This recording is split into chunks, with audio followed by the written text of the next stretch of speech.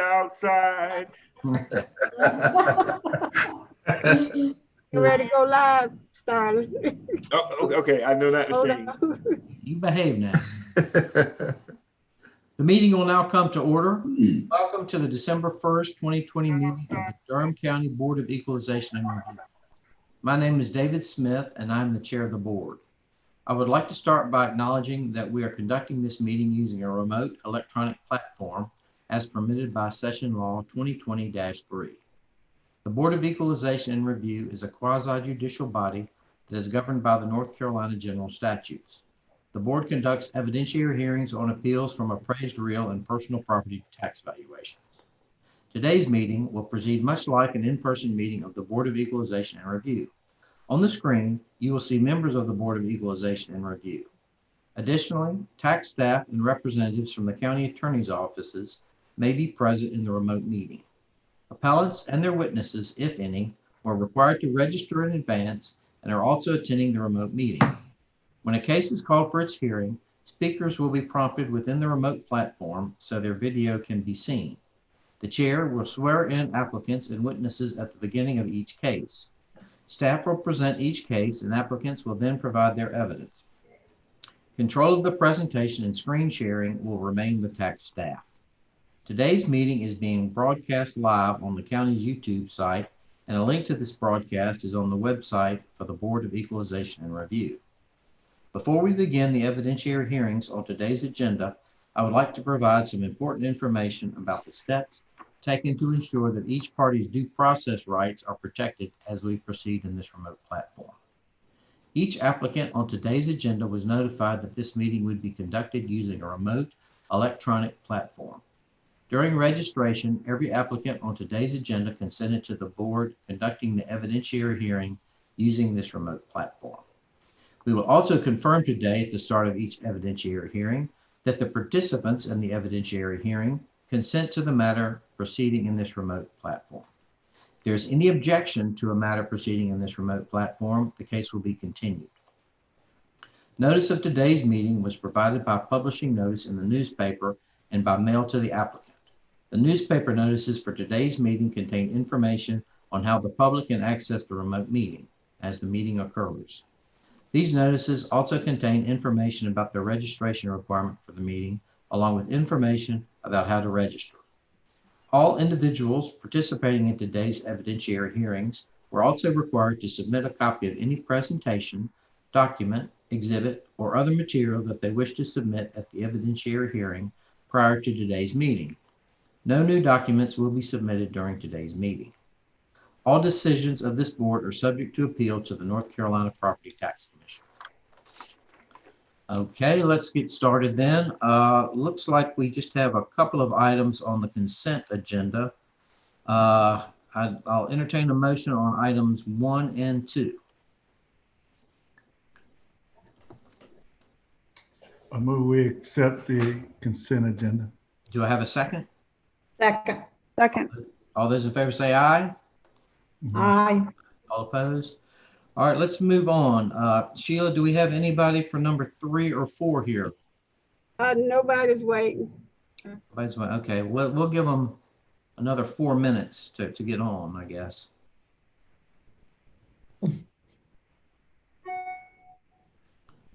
So, anything else we need to discuss while we're waiting?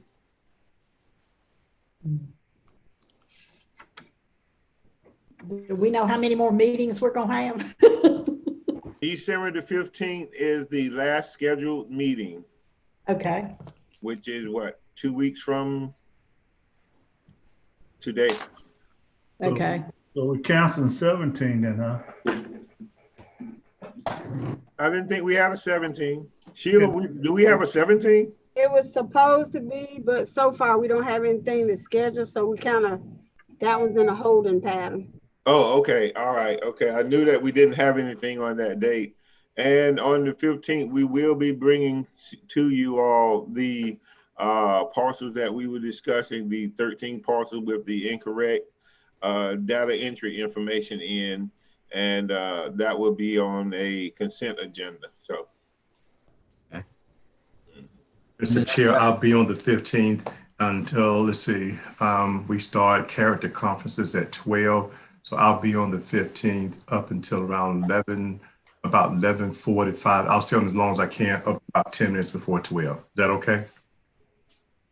Yeah, that should be fine. You know, as long as we have a quorum, we'll be all right. Thank you. One of our members got COVID-19, is recovering. I was supposed to be an alternate, but that just happened last week. So right now, tentatively, if the person doesn't show up, I have to step in at 12 o'clock, but hopefully it doesn't happen. Okay. And after that, I guess, Starling, we'll just meet as needed. What was that? I couldn't hear you. After that, I guess we'll just meet as needed, right? Until if we were to need to have something, we would then, and that would be on the 2020 hearings, because we're going to crank up for the 2021 hearings in May of this upcoming year, approximately May. Approximately May. Okay. Yeah. All right. Mm-hmm. I don't know the exact date or anything yet. We'll be getting all of that stuff together shortly. Okay.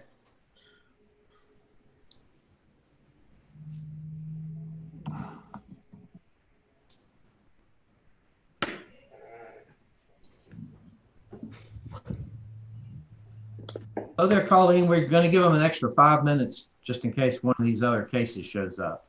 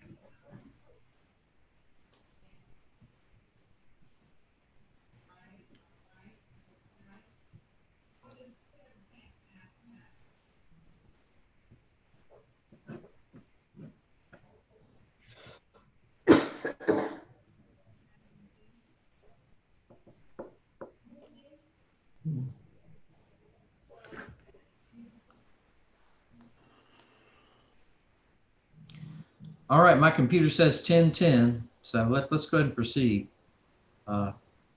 Ms. Moore, if we get you sworn in, please. Do you swear or affirm the testimony you're about to give is the truth, the whole truth, and nothing but the truth, so help you God? Yes, sir. State your name and position, please. My name is Colleen Moore, and I'm a real property supervisor with Durham County.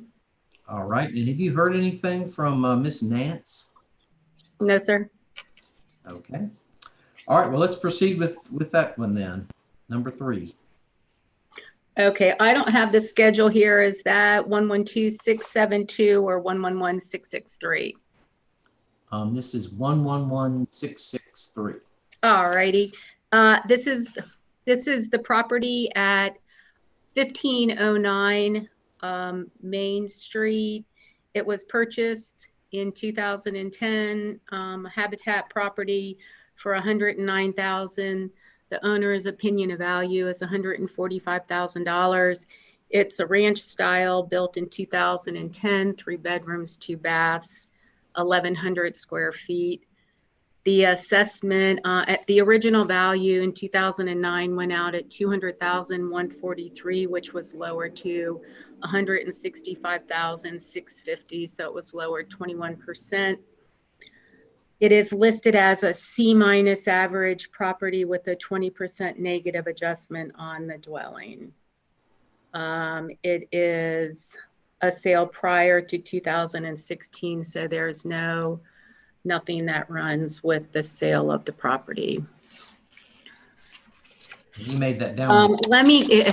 Some of these, we're kind of working with what we're doing with Comper.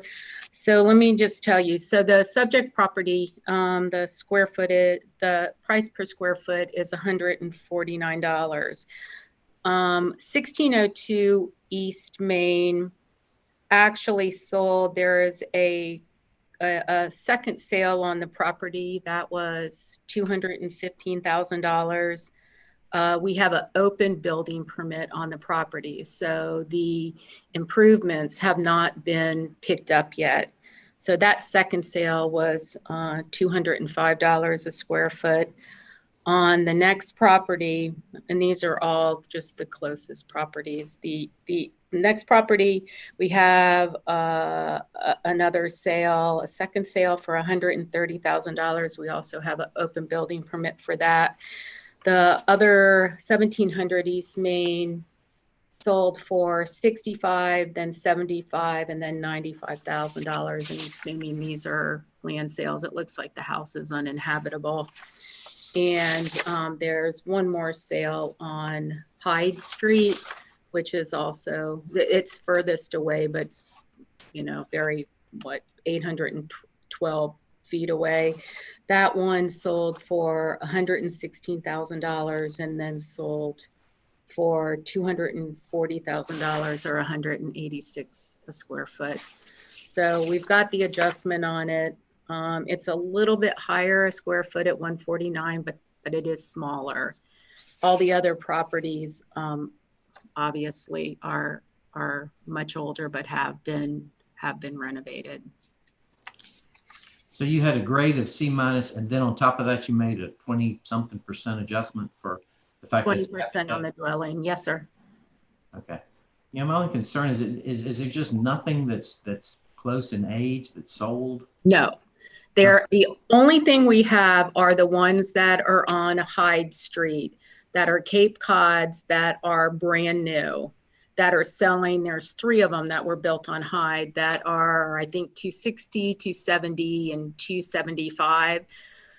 Everything else that I could find are old properties that have been renovated. So in most of the properties in the 831C in that market area, the houses were built between 1900 and 1930. And so, and then those are the properties that have been renovated. There is nothing that has been built around the year of the subject that I could find. Nothing comes up in Comper. All right. Any questions from the board? No, Mr. Chair, that area, Ms. Moore is right. Anything being built there is 300,000 and up on lots, 2 stories. So yeah, it wouldn't be anything there. I work in the area a lot and just travel through there. And where there's a spot lot, they're putting these more expensive between 300,000 and 400,000 on properties on the market there. And it's just really got the data skewed out. Okay. Any other comments or questions? Then I'll entertain a motion on number 3. So I make a motion to accept the 165,650 value. Do I have a second? Second. All those in favor say aye. Aye. All opposed? Okay, let's move on to number 4. All right.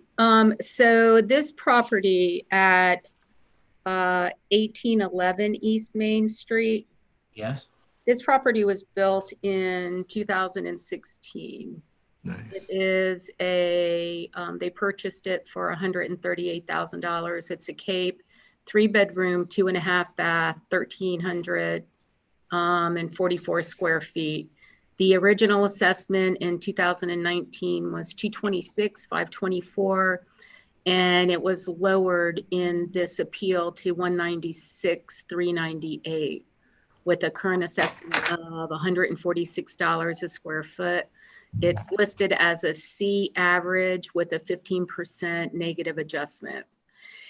And I started looking at this property and I wanted to make a further adjustment on the property. If you are in agreement, I would like to, it currently has a 15% negative adjustment on it. I would like to increase that to 20%, which would bring the value from the current assessment from $196,398 to $186,356. I couldn't lower the grade to a C-. I feel like it's definitely for a habitat house. It looks like from the exterior, the construction's a little bit above a typical habitat property. And so, but I would like to increase the negative adjustment. So I'm asking you a pull to value of 186,356 on the property. Okay. Any questions or comments from the board? Motion to approve, Wendell. Do I have a second? Second. And just to make sure, that's the 186,356 value, correct? Yes, sir. Right. Okay. Yeah. All right. All those in favor say aye. Aye. All opposed? Okay. All right. Thank you, Ms. Moore. You're welcome. Tim, I'll go in and make those changes. Okay. Okay. Thank you. All right, Sheila, do we have anybody here for the 1020, number 5 or number 6? Number 6, I believe, is here. Okay. Let's bring him in. If I can get him to unmute. Okay, I think he's unmuted. Hello, is that me? Yes. Daniel Koppel for 1300 Acadia. Yes, can you turn your video on? I think it's on. Is it not showing? I see you. You do? It is on. Am I not seeing it? I see him, Dave.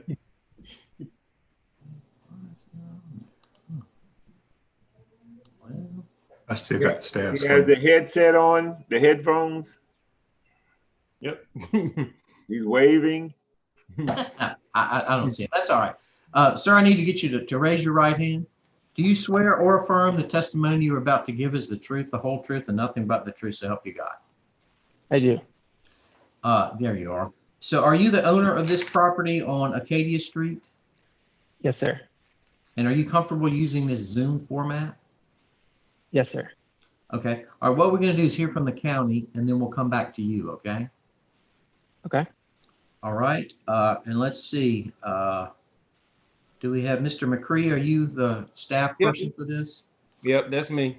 All right. Let's get you sworn in too, please. Do you All swear or affirm the testimony you're about to give is the truth, the whole truth, and nothing but the truth, so help you God? I do. State your name and position with the county, please. My name is Gino McCree. My name is Gino McCree. I'm the Durham County residential appraiser. And I was the appraiser that was in charge of this parcel. Okay. All right. What have you got for us on this parcel? Okay, this is a vacant lot appeal. The parcel is located at 1300 Acadia Street. The lot itself is 0.239 acres. Presently, we have a adjustments on the land already. We have a 40% adjustment for topo, and then we have a 50% adjustment on the lot itself because the owner owns 1301, the lot in front of it. So we gave a 50% adjustment for the lot being a rear lot, which is a normal adjustment for a particular lot like that. I was able to find a couple vacant lot sales in that particular neighborhood. As you can see, the 109376, that's on Acadia Street also. It sold for $16,000, and that lot size is 0.725 acres. And you see the 1600 Washington Street, 1601 Washington Street. It's 0.211 acres. It sold for $9,000. And then the 306 Macon Street. Yeah. It sold for $42,000, and it's 0.121 acres. And presently, with the adjustments that we have on the particular parcel itself, it is $18,585, and that's the recommendation of the value that I wish to uphold today. So are these first two comparables that you have, are they also rear lots? No, they're not. Particularly the Acadia lot itself, it's that lot has a power lines run across it, and it also has a particular amount of topo on it also. So that one does, but the other ones are not real lots, no. They're not, okay. All right, anything else? No, that's it. All right, Mr. Koppel, we're ready to hear from you now, please. Sure, thank you. Good morning, everybody. Yeah, so when can everybody hear me? Okay. Yeah. Okay. Yeah. So when I submitted the appeal, my main justification for reducing the assessment was actually related to the valuations of the other two, well, two of the other lots that are on that unopened Acadia right away. So including that 1301 parcel that would be across the unopened Acadia right away from my 1300 Acadia. So, you know, just the valuations per acre on 1301 that's across, and then 1302, which is right next to it, are significantly lower. So, you know, $25,000 an acre for 1301, which we just talked about. You know, understand there's a power line on part of it, but the other part obviously is still plenty of space. It's a 0.75 acre lot.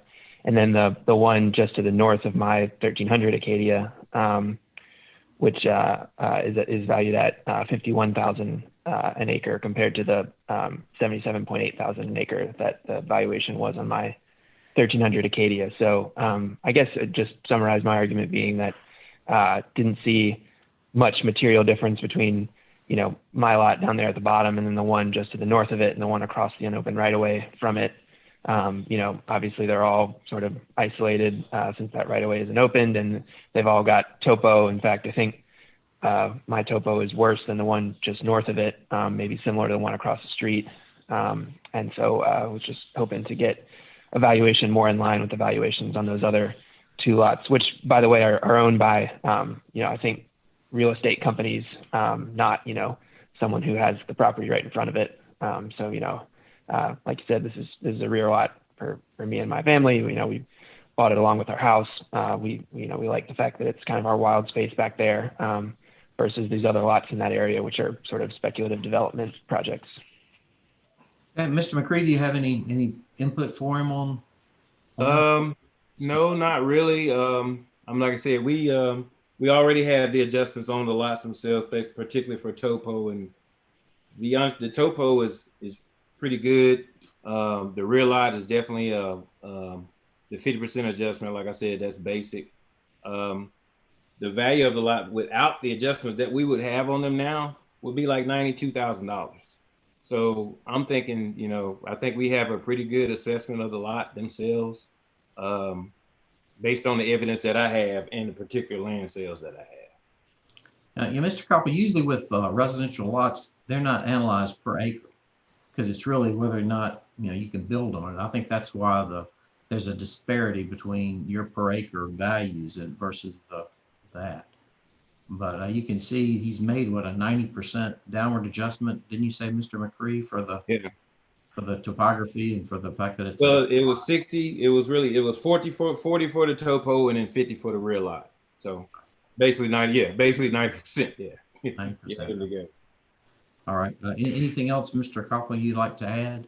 Yeah, I guess so. That makes more sense. I guess that, you know, per acre may not matter for the 1301 across the way, which is much bigger. But I guess I would like to understand why 1302 got a lower valuation when it seems to be roughly the same size and is not a rear lot. I particularly didn't look at 1302. I didn't even look at that one. Yeah, we're really focusing on your property and comparables for your property. So it's hard for us to sort of judge why this other property would have a value. Okay. All right. Okay. Is there any questions from the board? Any discussion? Then I'll entertain a motion on number 6. I move we uphold the county's value. Do I have a second? Second. All those in favor say aye. Aye. All opposed? Mr. Cooper, you can, if you're not satisfied, you can appeal this to the state, and you'll get information about that in the letter from the county. They'll send you a letter regarding this matter, and you can appeal it to the state if you like. All right? Okay, thank you. Okay, thank you. All right, Sheila, has number 5 showed up? Nobody's waiting. Number 5 is, they said they were not going to be able to make it today, but we need a continuation because we cannot open up the pictures that they provided. Okay. All right. Then I will entertain well, let me get you sworn in, Travis, and you can do that again. You raise your right hand. Do you swear or affirm the testimony you're about to give is the truth, the whole truth, and nothing but the truth so help you God? Yes, I do. Say that again, please. Yes, I do. Oh, what you just said. And say that again. What's going on with the pictures? Okay. Oh, we're for continuation because we cannot open up the pictures and we haven't been able to get in contact with the homeowners. Okay. All right. Any questions or comments from the board? Entertain a motion on number 5. So moved for a continuation for number 5 as requested by staff. Do I have a second? Second. All those in favor say aye. Aye. Aye. All opposed? Okay. All right, Sheila, any 7, 8, or 9, any of them here? Nobody's here. Nobody's waiting. Okay. Well, I guess we'll take a little break till 10:45 and see you all back then.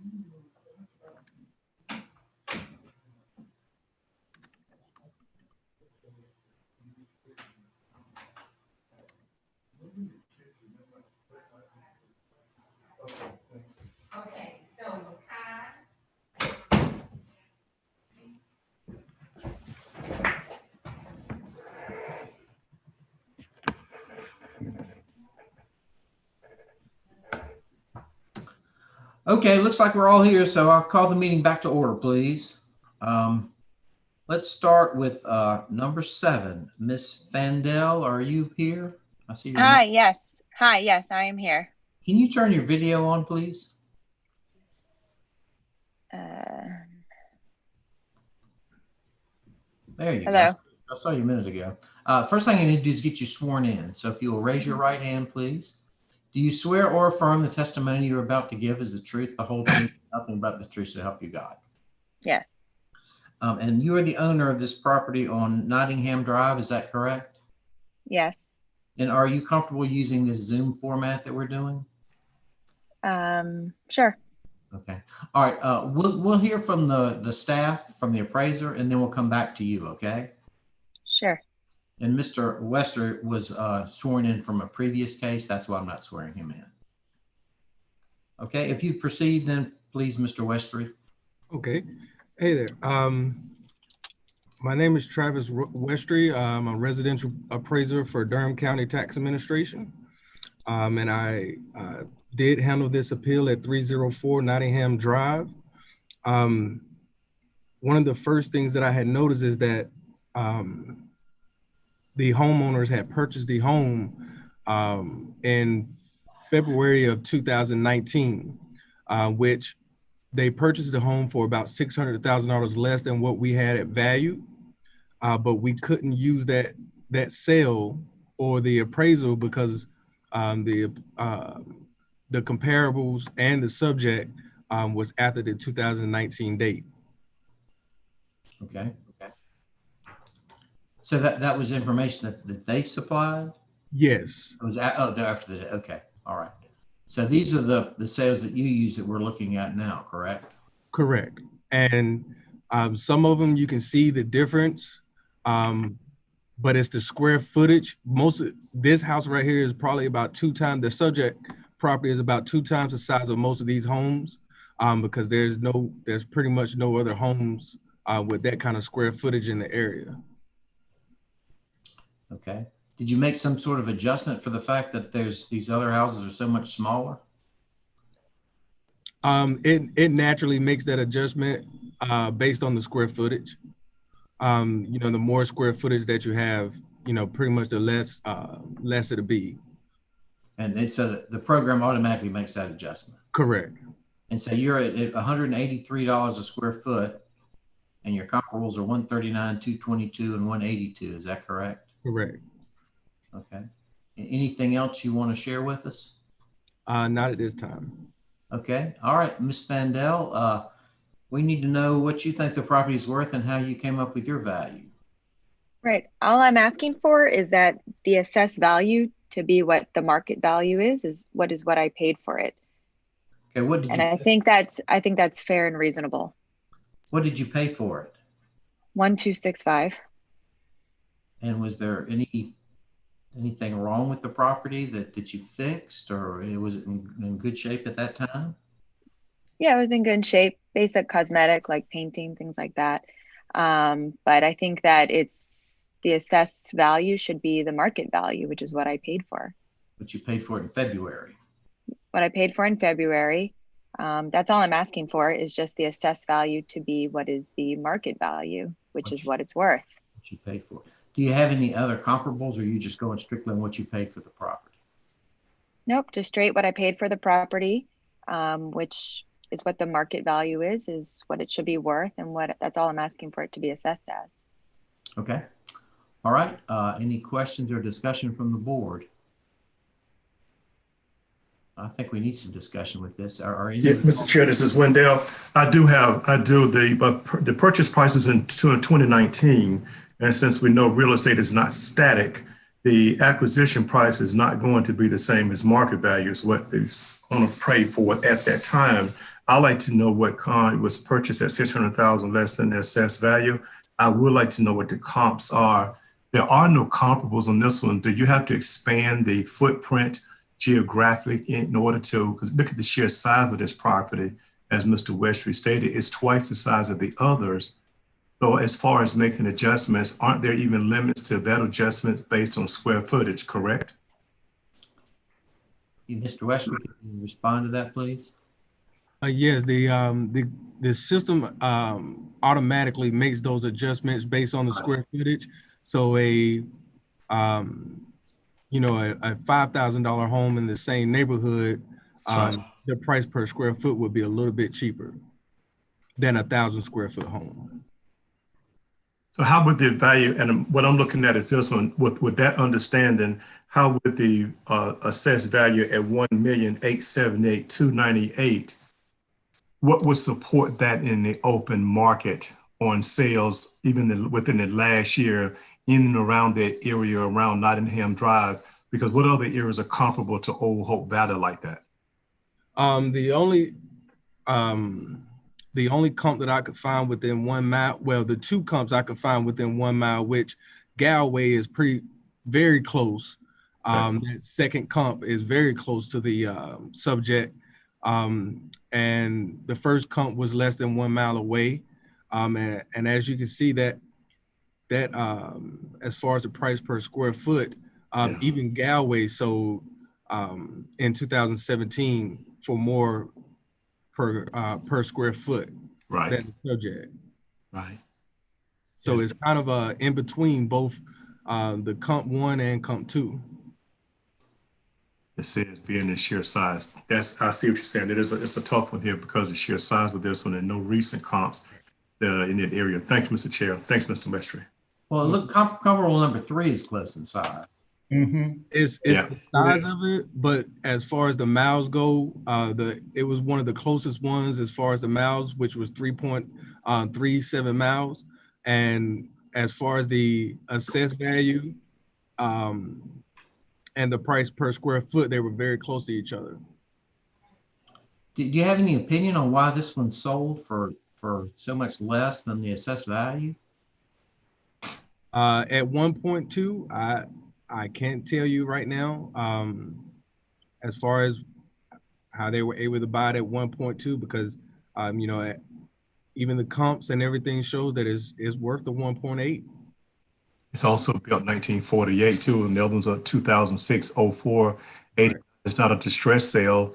I mean, it's a great buy value wise, but it also, if you're looking at the market, question is would it sell for that now in an open market? And that's an unknown.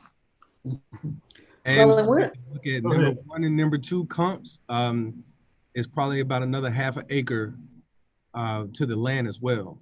With the subject. What do you think, Jeanette?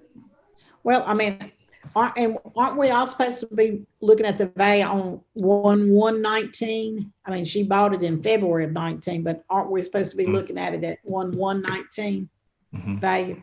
Yeah, well, technically, we're not supposed to consider anything before the valuation date, but there's some leeway there, and this is only a month later. Right. So I'm just kind of curious. I understand her point. I mean, she just bought it for $600,000 less than the appraised value 2 months later. So, well, and it was built in 06. I mean, if it was cosmetic updates, I mean, that would certainly make a difference to a lot of people in today's marketplace that she got a good value. I mean, and the one on Dover's close in size, but it's a lot older, 1948.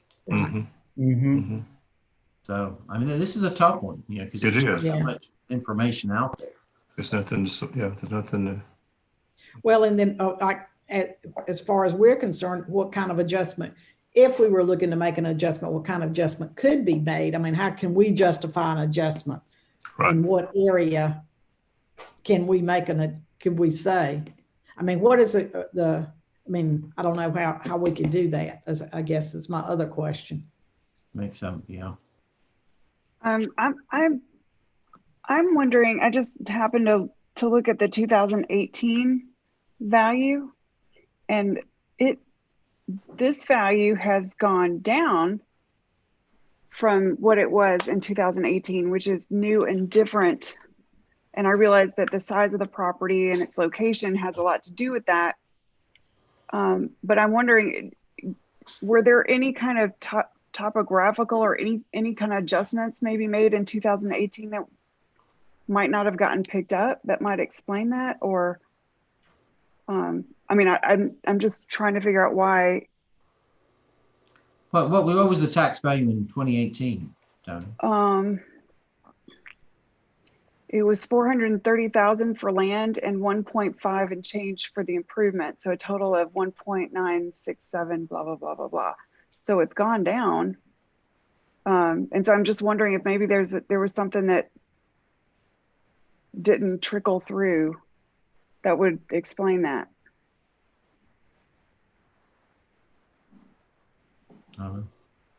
Dirt value is high. Okay, well, what do you all think? Do you think we should go with the county's value, the sale price that was late, or somewhere in between? What's your all's feel? Mr. Chair, I'm sorry. Go ahead, David. Go ahead, Wendell. Now, I'm looking at this dirt value. You look at this dirt value, land value for an acre and a third at $454,935, and Mr. Chair, even with land, if it's 20 to 25% of the finished product, the land mathematically equates to 1.89740. But yet, that land value, and again, as Mr. Westry said, you got 2.49 acres, almost twice the size at 262,350. So a contributing factor is the land value here, though it's a third. It is a contribution factor impacting overall assessed value. That's just looking at the dirt, trying to see where the adjustment can be supported, as Jeanette stated. As Tony stated. So you're thinking maybe the land value is too high? That's what I'm looking at. I'm looking at an acre and a third versus a third. This property, I do believe this property. It's on the golf course. Golf course. That's what I was looking for. That's what I was looking for. And okay, that's the end of that. That's what I was looking for. Okay, yeah, that's what I was looking for. You said Nottingham. Where's that golf course? Yeah. Okay, so now it makes sense. Yeah. And Ms. Tony, to answer your question, in 2018, this house had an X plus on it, and then I do believe in 2019 it was reduced to just an X. Okay, well that would explain it. Okay. Yeah, that makes sense now. Now I'm leaning toward the county a little bit. That golf course, yeah, that golf course location. Okay. All right. Any other discussion? No. Then I'll entertain a motion on number 7. I move that we accept the county's value. Do I have a second? Second.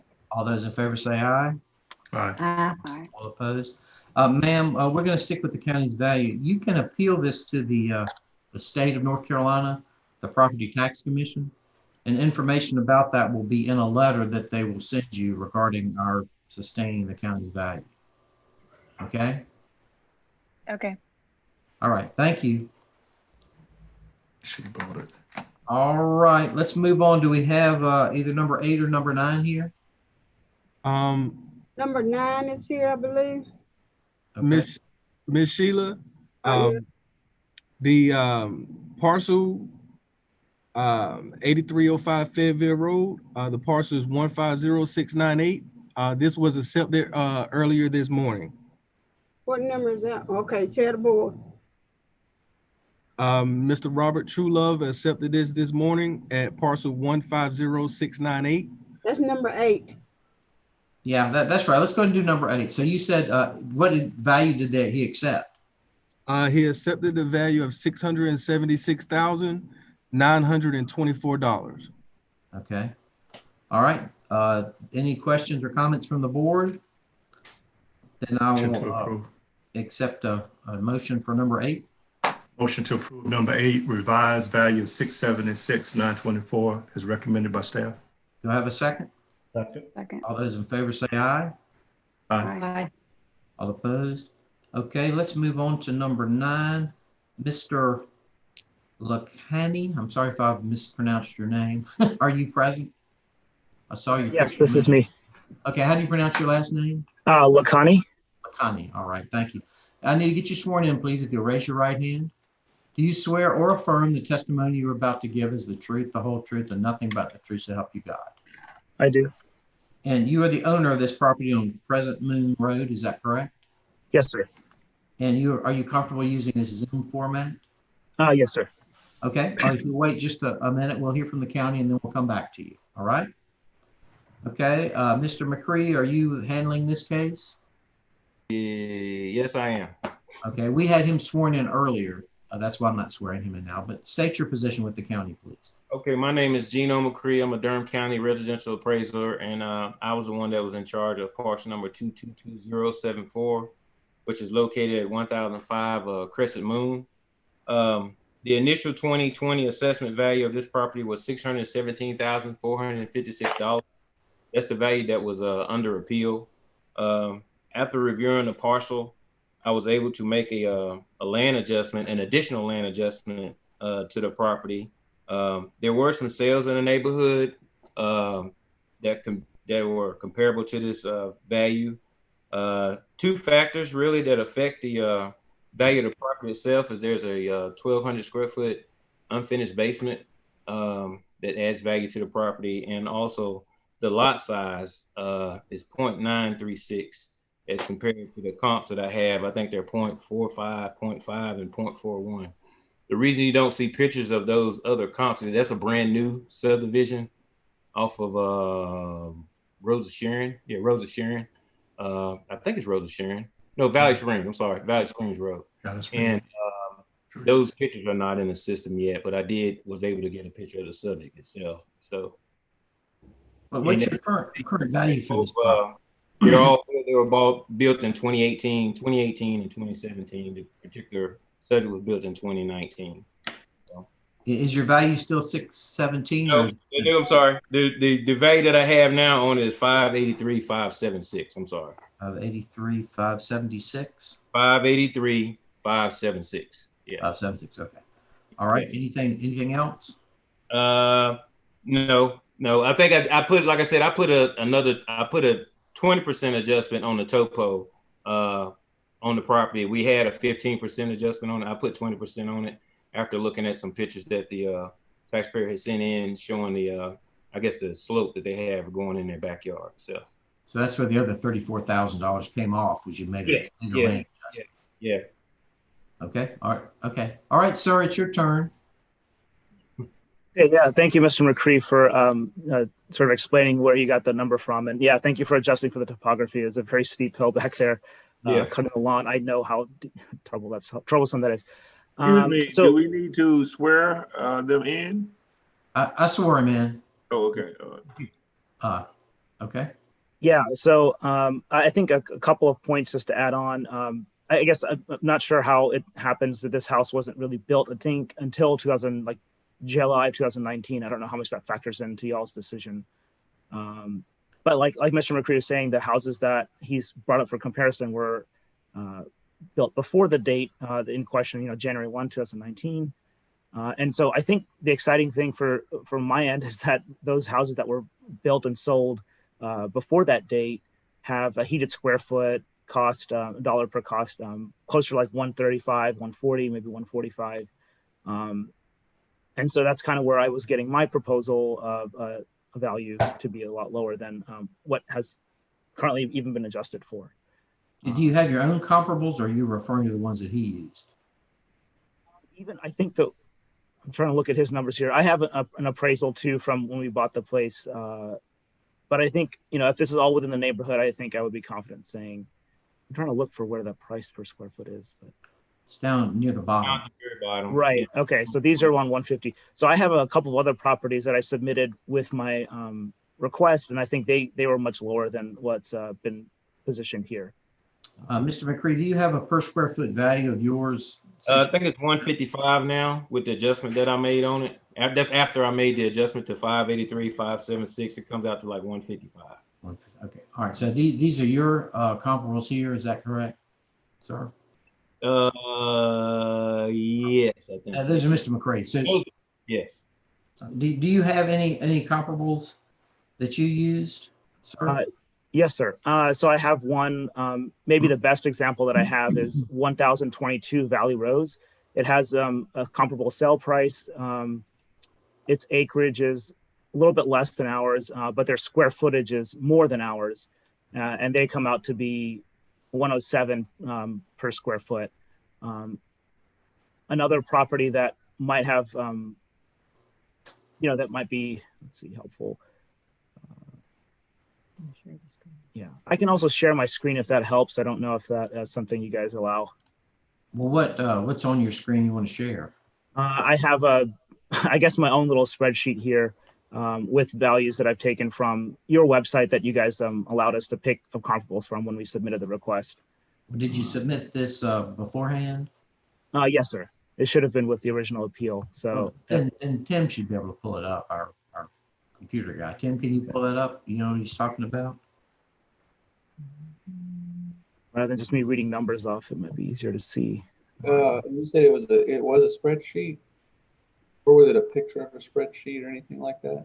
I didn't submit any picture of my spreadsheet. No, I submitted it through the official portal that you guys had, and I clicked the properties and submitted them that way.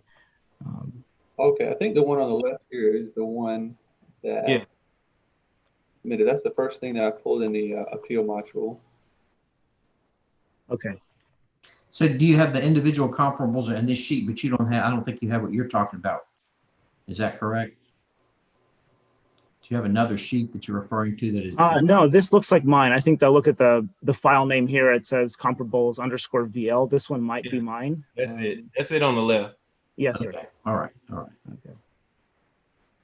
Right. So sale. I guess I'm looking at sale price per square foot. I'm kind of looking at those numbers.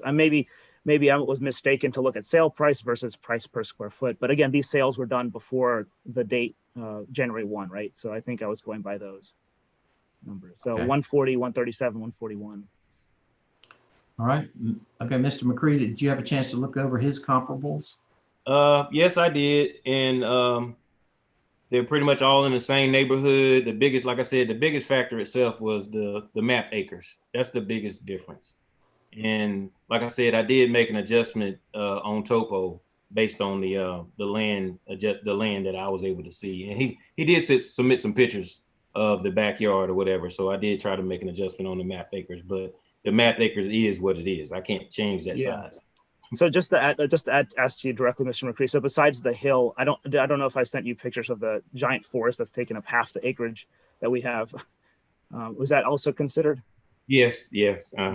I think that's what the extra 5% that I put in also. Like I said, we already had 15 on it, so I made it 20.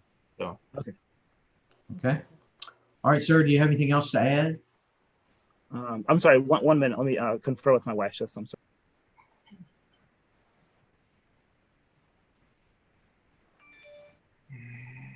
So any houses that were bought or sold after the date cannot be considered. Is that correct? That's correct. After January 1st, correct. Then there's nothing further from me. Thank you. All right. Okay, board, do you have any questions or comments on this property?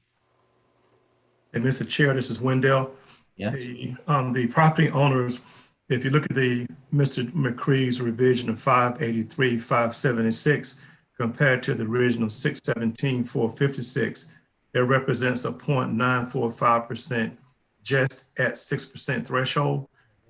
I want to make, I know we look at 5%, but with the revision, it's very close in that. Also, the subject property has a square footage of 3747 with 1,225 square feet of unfinished basement space. And I don't know whether that's looked at as a 30% valuation or 2/3% below grade for a basement. That's the second factor I'm looking at.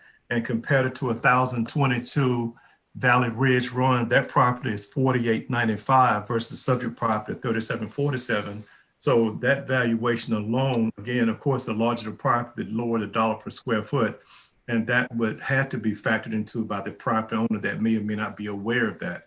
So if you're doing apples to apples comparison, there's almost $177,000 difference in value on the upside to this comparable property versus the subject. I'm sorry, the subject property compared to the comparable property. So what I'm saying, all three of these variables I'm looking at, I'm in line with the county's value of 583, 576. All right, any other discussion? All right, then I will entertain a motion regarding number 9. I move that we uphold the county's adjusted value of 583, 576. Do I have a second? Second. All those in favor say aye. Aye. Aye. Aye. Opposed? Okay, sir, he's reduced the value down to 583, 576. And if you're still not satisfied, you can appeal this to the state property tax commission. And information in a letter that you will receive will tell you how to do that. Okay. All right. Thank you. Thank you very much. All right. Okay. Do we have anybody here for number 10 or number 11? No. All right. Well, we've only got 5 minutes, but I guess we'll take a quick 5-minute break. Number 11 is scheduled 12 o'clock. Yeah. Number 10 is in 5 minutes. So Okay. come back in 5 minutes.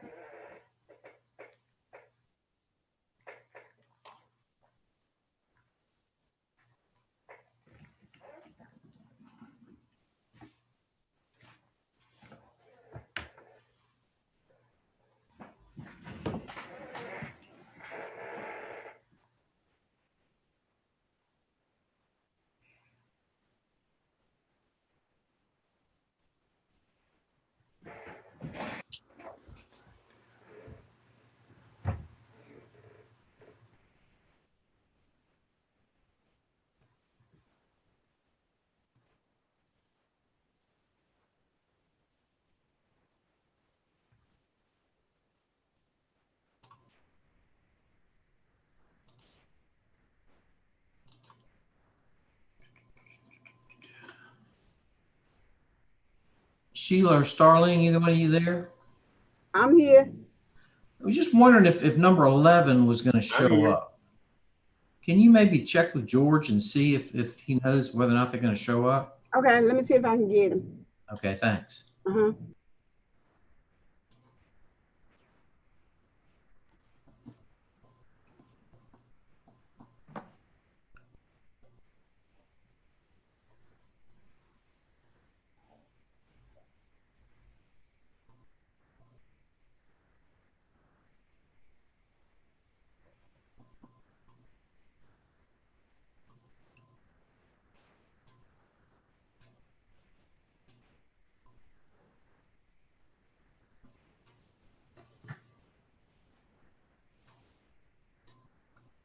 Hmm.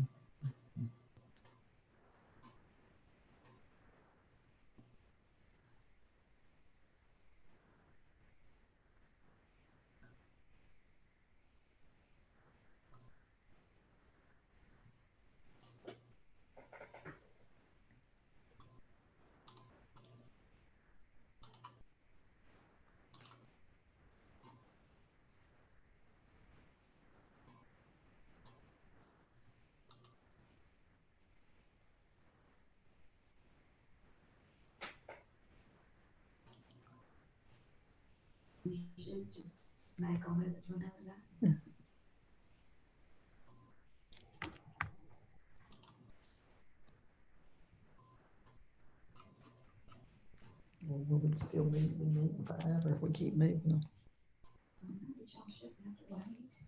Of course, it throws the whole schedule off, right? Mm-hmm. Did they ever try to, George hasn't responded yet. Okay, well, that's all right. I was just kind of thinking ahead. Did, have you heard anything from number 10? No, but Kenya is here, I believe. Number 10, they're not going to show. Okay. This is a continuation of they filed this one in 2020 in lieu of the 2019 PTC. Okay, can you let me get you sworn in first, okay? Okay. Can you turn your video on? Yes. You can see your smiling face. Here it comes. Here it comes. There she is. All right. Let's get you sworn in, please. Do you swear or affirm the testimony you're about to give is the truth, the whole truth, and nothing but the truth, so help you God? I do. State your name and position, please. Kenya Allen, commercial appraiser, Durham County Tax Administration. Okay. All right. So what do you got on this one? This case is a 2020 appeal that was filed as a protective appeal for the 2019 case that the board heard and decided on, that these appellants took to the Property Tax Commission, and it's still in the Property Tax Commission waiting a decision. I've spoke with the appellants. They know I have a new recommendation for a new value, which is why they're not appearing. And we're still waiting for the 2019 PTC case to be heard. Well, should we continue this one until the 2019 case is resolved? Or should we go ahead and make a decision on this and let them appeal 2020? We had the same scenario the last hearing, and you accepted it and let them still have the same right to go to the PTC for 2020. Okay.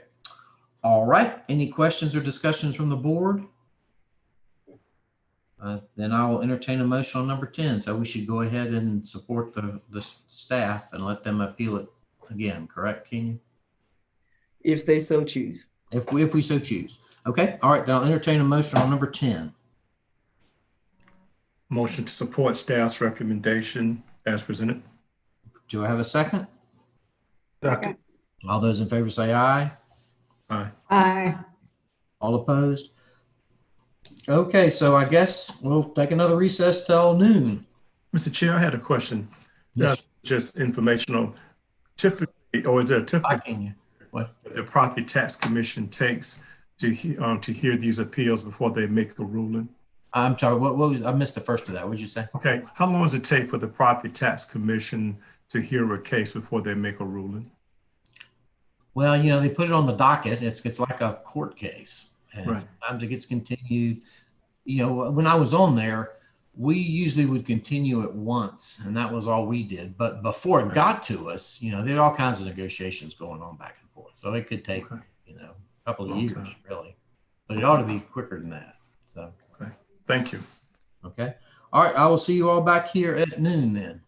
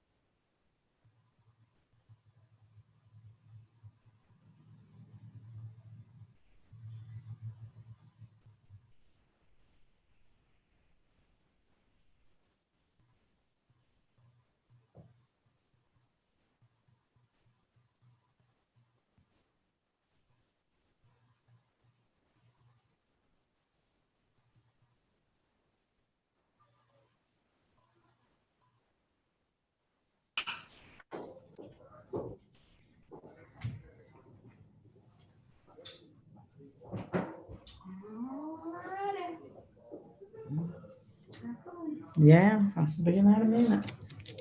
Let's see these videos.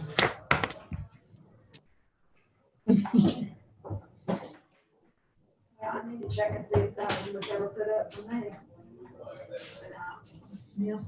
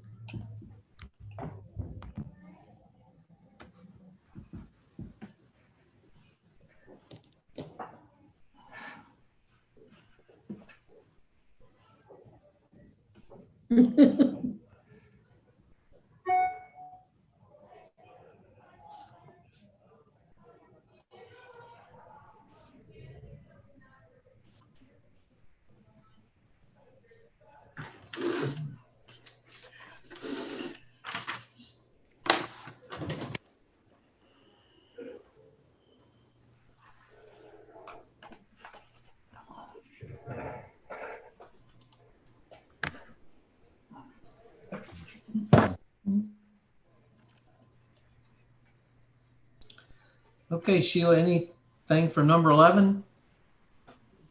George is here. He hasn't heard from him, so he doesn't know if they're going to show up. So, and nobody's waiting. Okay, all right, well, we'll give him 5 minutes.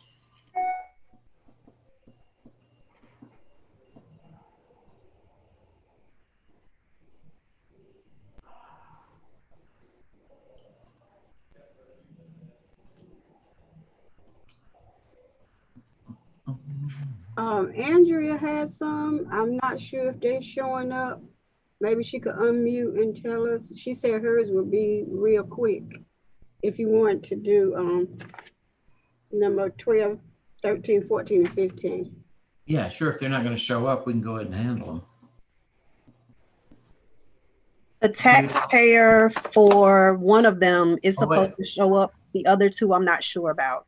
Okay, all right. Well, if you're not sure, we probably need to wait.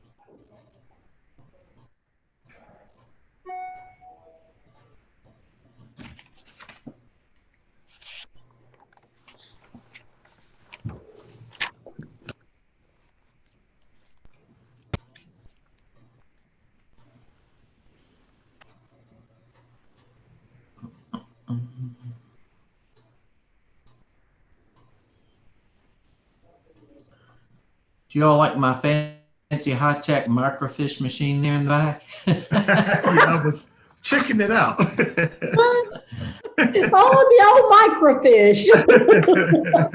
Yeah. Oh, that's so funny. I use it about twice a year. It's got old tax records on it. Yeah.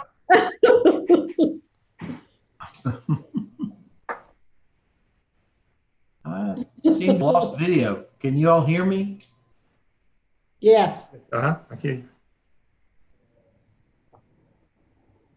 Maybe it's loading back up again. You're frozen. Yeah, you look frozen.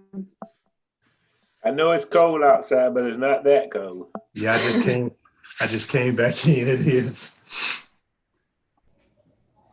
At least he's frozen with a smile on his face.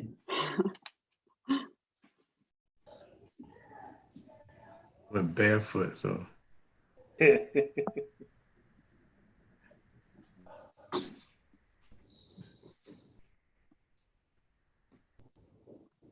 I could tell Mr. Bullard had been outside because when he first showed up, his glasses were ever so dark. Exactly. And it were. And then I actually was barefooted, and I'm like, okay, this not gonna last long. You're right. Put the sandals on. Say the cold air is supposed to make you brighten up, right? Supposed to freshen you up, right? I don't know about that.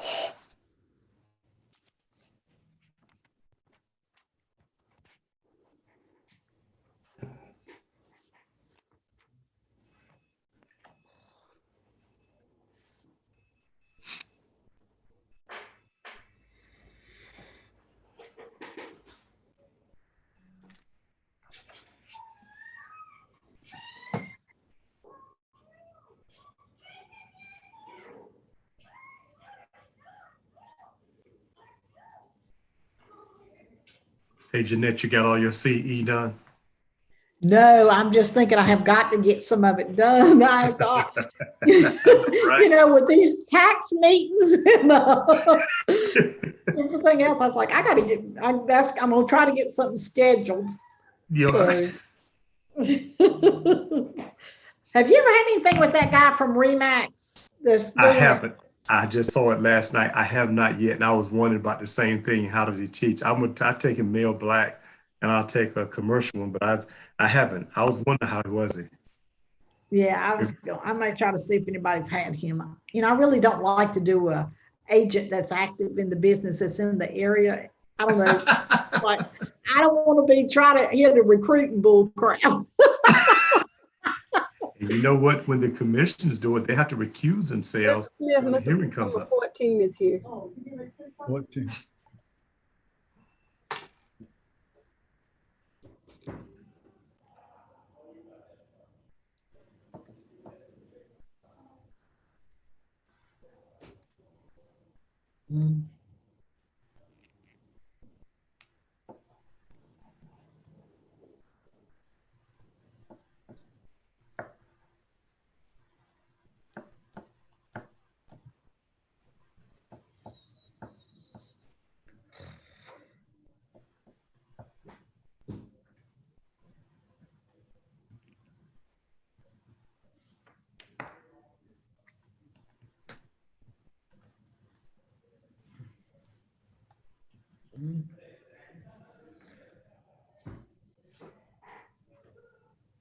Where's David? You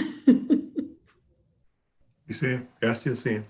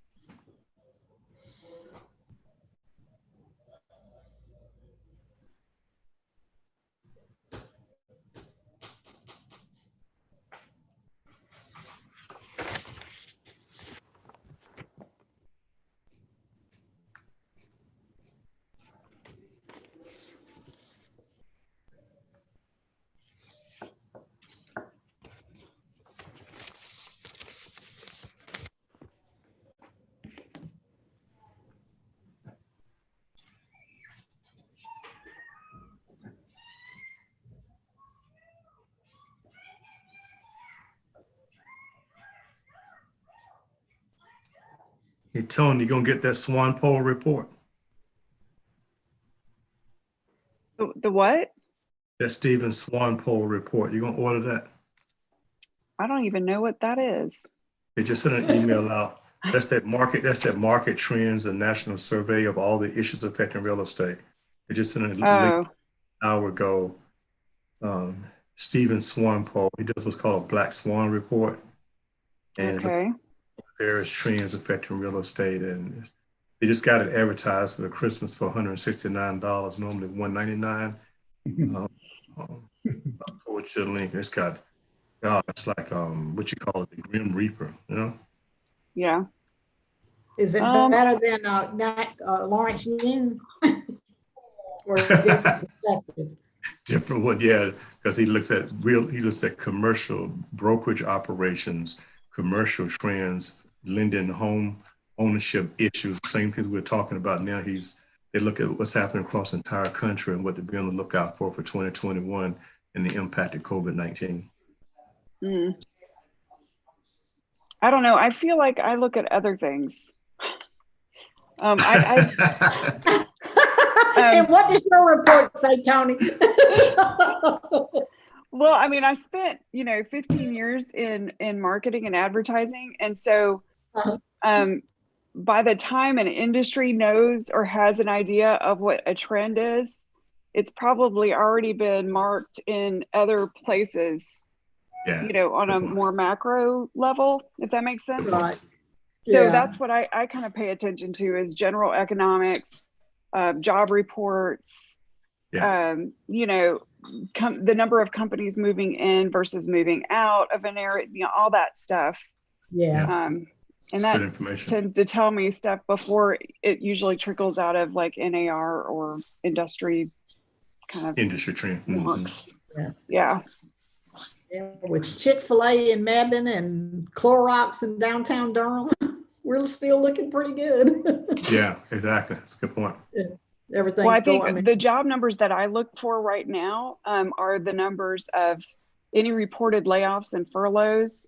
And then if you look at the job reports and look at contract work, anything to do with part-time work and underemployment numbers, those are very telling. We've got in this area, we have so many contract workers that it's hard to, if you just look at basic employment numbers, I feel like it's misleading. Yeah, makes sense. Where did Chair go? He fell out and he's trying to get back in. Oh, okay. I wonder is there somebody here who can help him get in? He fell out. He fell out. Who fell off or whatever? David. David. I think he froze up and then it bumped him out or something. Or maybe he was trying to get back in to unfreeze it.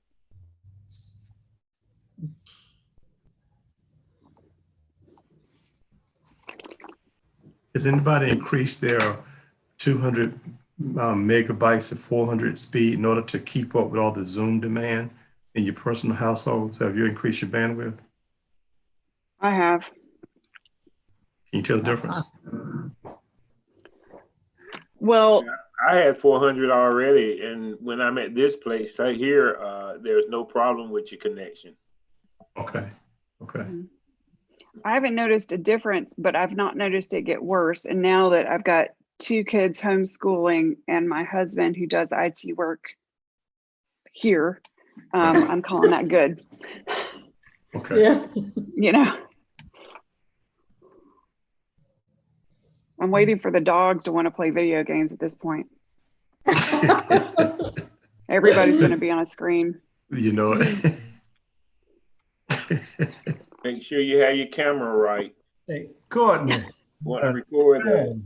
That's right. When the dogs get on to Guitar Hero, you will know about it. Hey, Sterling. Yes, sir. How Courtney doing? She's doing okay. Sheila would probably have had the most recent connection, her or maybe even Andrea. That would have been Andrea, but Sheila probably might know a little bit more than me, but the last time I spoke with her, she was okay. But that was before Thanksgiving. Oh, okay. The week before the week of Thanksgiving, as a matter of fact. Are y'all expecting her back anytime soon?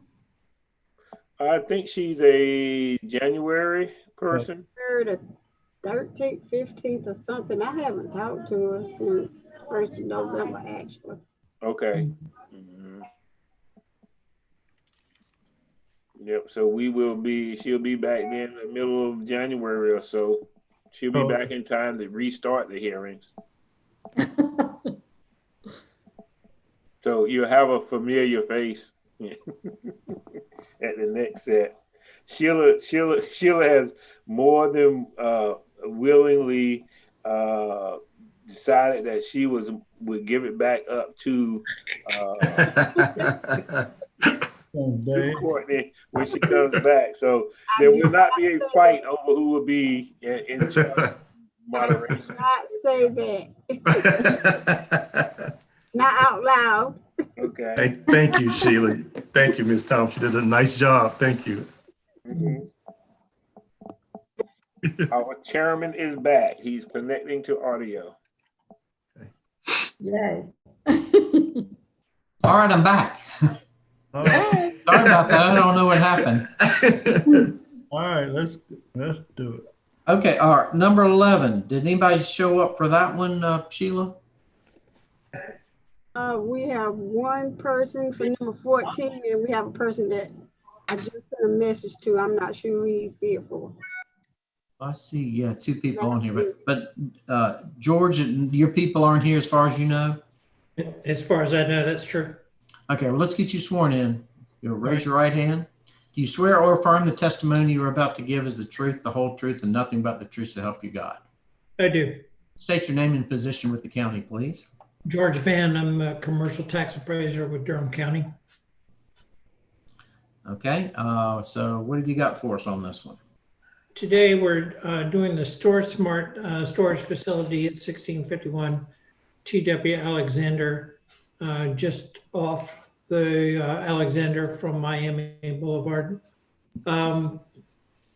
In this appraisal, we had some interaction with the company. They forwarded a P&L, which was very complete, I might add, and included a good number of expenses that I was unclear as to whether they applied. So while they fell somewhat relatively in line with where we were, I don't want to portray them as what I've gotten here. First of all, if Tim, I don't know if you've loaded up the analysis spreadsheet.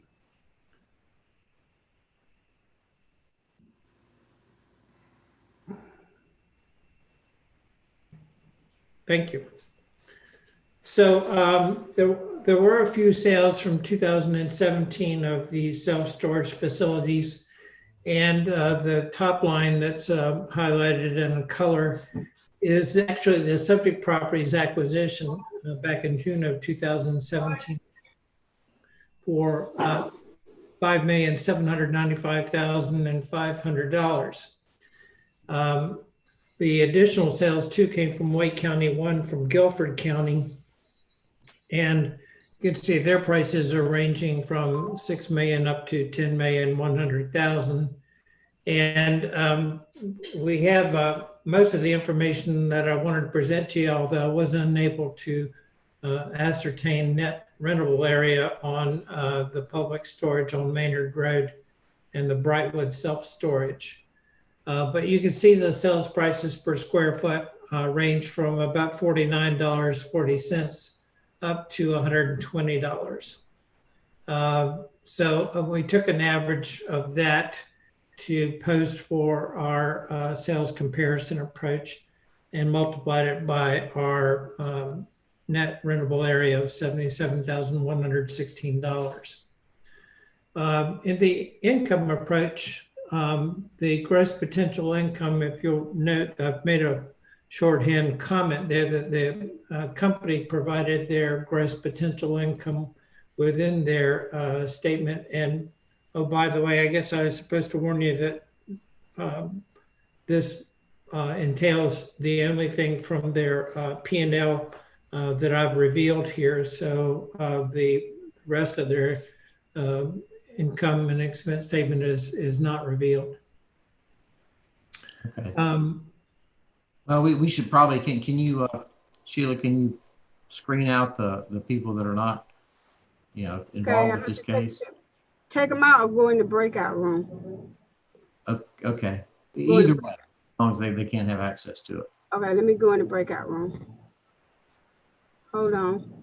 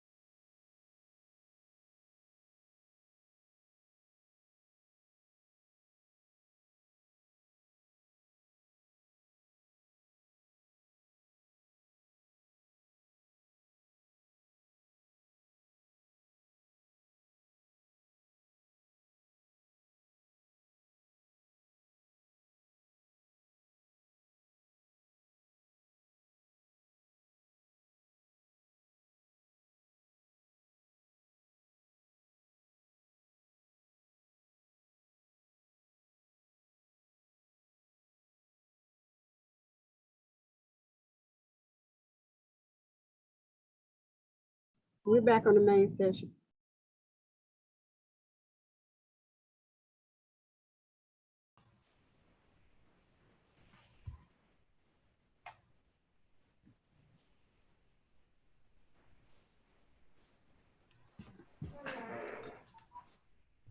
All right, that I was muted.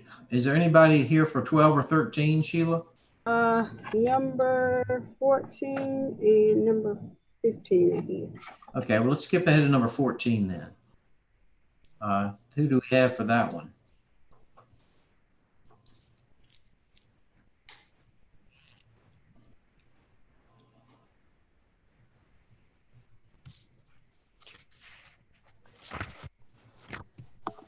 If we could ask Mr. Matthew and Miss Elizabeth Hale to tell us what parcels are you all here for? What is the address or the parcel, the name of the company, excuse me? Mr. Matthew he's number 15. Oh, he's 15, okay. Uh-huh. Okay.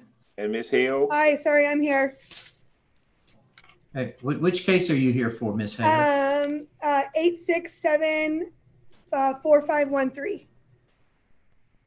Number 14. Number 14. Okay. All right, Miss Hale. Well, you're first on the list, so let's hear from you then. Okay. Sorry. Let me start my video really fast. Okay. So okay, just a minute. I need to get you sworn in first. Oh, okay. Sorry. You raise your right hand, please. Do you swear or affirm the testimony you're about to give is the truth, the whole truth, and nothing but the truth, so help you God? Yes. And what's your association with Jamba Juice? I'm the franchisee for this location. Okay, and are you comfortable using this Zoom format for your appeal? Yes. Okay, well, we'll come back to you. We're going to hear from the county first. Okay. And then you'll have your chance, okay? Okay. Hello there, Miss Williams. Need to get you sworn in, please. Do you swear or affirm the testimony you're about to give is the truth, the whole truth, and nothing but the truth, so help you God? Yes. What's your name and position with the county, please? Andrea Williams, Tax Division Supervisor. Okay. What do you have for us on this one? So the taxpayer apologizes for the oversight on the need to file taxes per the taxpayer. As soon as we were made aware of it, we immediately filed. We have updated our records to file this every year, and in fact have already filed the 2020 listing. Per our review, the penalties were applied to the discovery of unlisted business personal property because the taxpayer failed to list their business for the tax year 2018 and applied to the 2019 tax return because we received the listing on August 30th, 2019, which was late. Staff recommends that the total penalties of $941.69 remain on the tax receipts per General Statute 105-312H. Okay, so have they paid their taxes for 2019?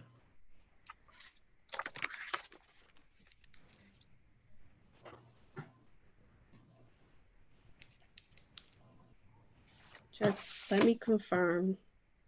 Okay.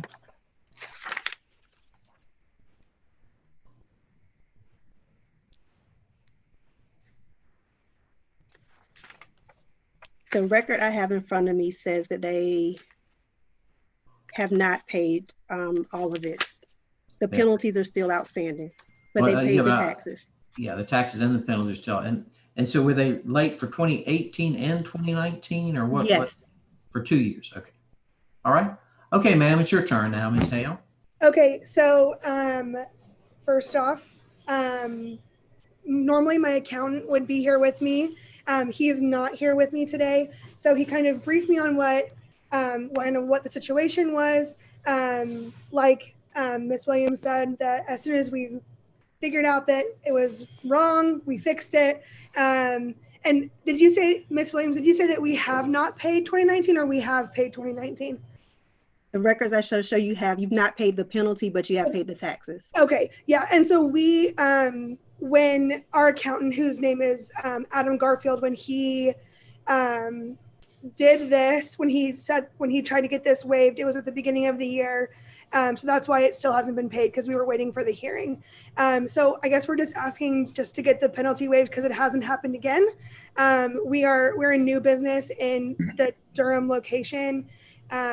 He's actually an accountant in a different state, and so Not that that excuses it, but it's a little bit of an explanation why. You just didn't know that you were supposed to pay this tax. Is that correct? Well, I personally did not. He, as an accountant, probably should have known, but he overlooked it. Okay. All right. Any questions from the board? Any discussion? Typically in these matters, we reduce the penalty. Yeah, that's what I was thinking. Do that by 50%, right? Do I have a second? Second. All those in favor say aye. Aye. Yes, ma'am. We reduced it to 50%, but we still feel that you're responsible for it. But we understand it's hard to keep track of that, especially for small businesses. Thank you. All right. Thank you. Second that? I'm sorry. Who's second? Jeanette. Okay, thank you. Okay. All right. So let's move on to number 15. Is that you, Mr. Matthew, or is that your first name or your last name? I guess you're muted. I don't know if that's done by us or by you. No, this is my mistake. There you go. My name is Matthew Kelly, and I'm with St. James Restaurant in Durham, Carolina. Okay, what's your let's get you sworn in. If you raise your right hand. Do you swear or affirm the testimony you're about to give is the truth, the whole truth, and nothing but the truth? So help you God. Well, help me God. And are you okay with using the Zoom format for your appeal? Yes, I'm comfortable. And so what's your association with St. James? I am the owner and proprietor and chef at St. James Restaurant. St. James, okay. All right, we'll go to the county and we'll come back to you, okay? Okay, Ms. Williams, what do you have on this one? The taxpayers request an abatement of the late listing penalties for tax year 2018. Taxpayer has multiple businesses. Taxpayer began this business in 2017.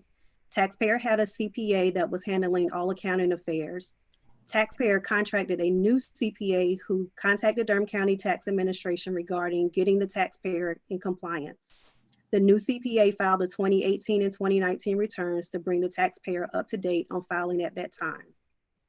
The penalties were applied to the previously unlisted business personal property because the taxpayer failed to file listing forms in 2018 following his first year of business in Durham County. Staff recommends that the total penalties of $384.89 remain on the tax receipts per General Statute 105-312. So these are late listing fees? Is that what these are for? Yes. Okay, so he's paid it, but he just didn't list it in time. Is that correct? He has since paid the bill minus the penalty, yes. He's paid it, okay. All right, any questions or discussions from the board? I make a motion we reduce his by 50%. Excuse me, hold on, Dave. Is Matthew not here to speak on that? Oh, I'm sorry. I'm sorry. Let him speak, right? Yeah, I need to let you speak, sir. Okay. Thank you. Thank you for having me here today, and I appreciate this opportunity. Yeah, I would say,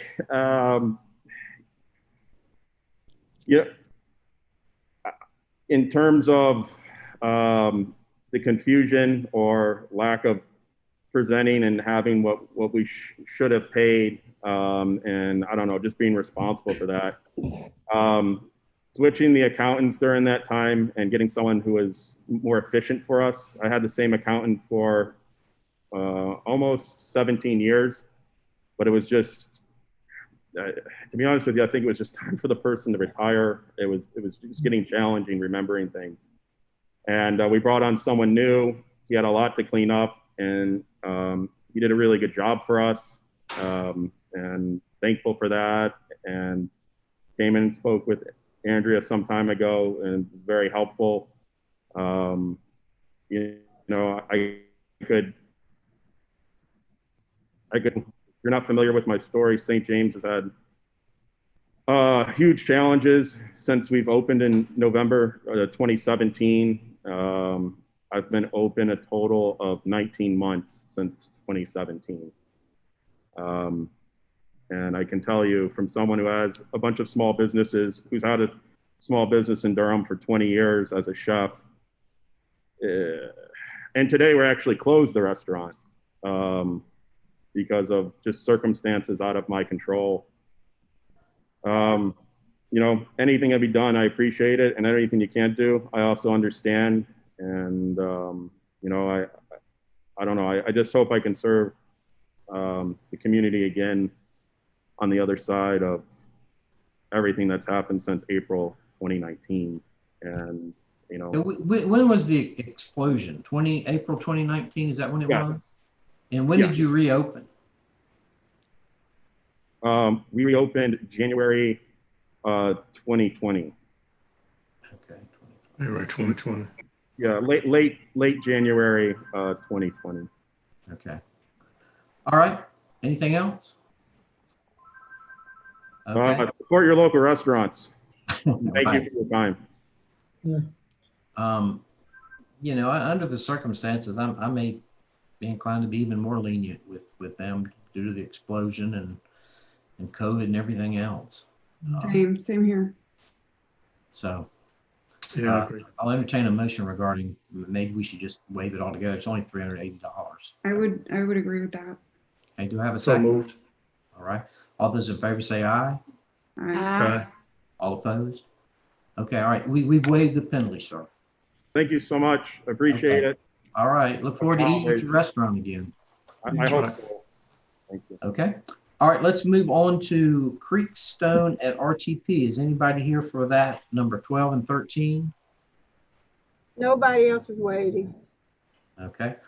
All right, what do you got for us, Andrea? Okay. The taxpayer is requesting abatement of late listing penalties for tax years 2014 through 2018. Taxpayer engaged in a third-party expert in property tax matters who filed returns on their behalf throughout that period of 2014 through 18. The penalties were applied to previously unlisted business personal property because the taxpayer is an apartment complex and failed to list appliances on his 2014 through 2018 listing forms. The county received the taxpayer's appeal January 7th, 2020. The taxpayer paid the entire discovery bill January 1st, 2020, leaving nothing to compromise. Staff recommendation is that the total penalties of $12,424.57 remain on the tax receipts per North Carolina General Statute 105-312. Did you say they hired an expert who did this for them? They had a tax agency that did it for them. It sounds like it was their mistake. Okay, any questions or comments regarding this one? I don't see any reason to, I mean, if they had an expert, their expert made that mistake, and they need to go talk to that expert and get him to pay the penalty, I think. I agree. All right, any other discussion? Motion to approve, Tony. That's a second? How much of the penalty? Second, Wendell. Yeah, the full penalty. I'm looking at Tony. Wendell, I'm taking my leave from Tony, man. Me too, right? Me too. All right, all those in favor say aye. Aye. All opposed? Okay, then we'll leave the full one on there. Thank you, Andrew. Good job. You know, nice to see you too. Thank you. Yeah, take care. All right. I guess that takes care of it, doesn't it? I hate to come before this board, man. Oh no, he didn't say. You didn't let the restaurant off.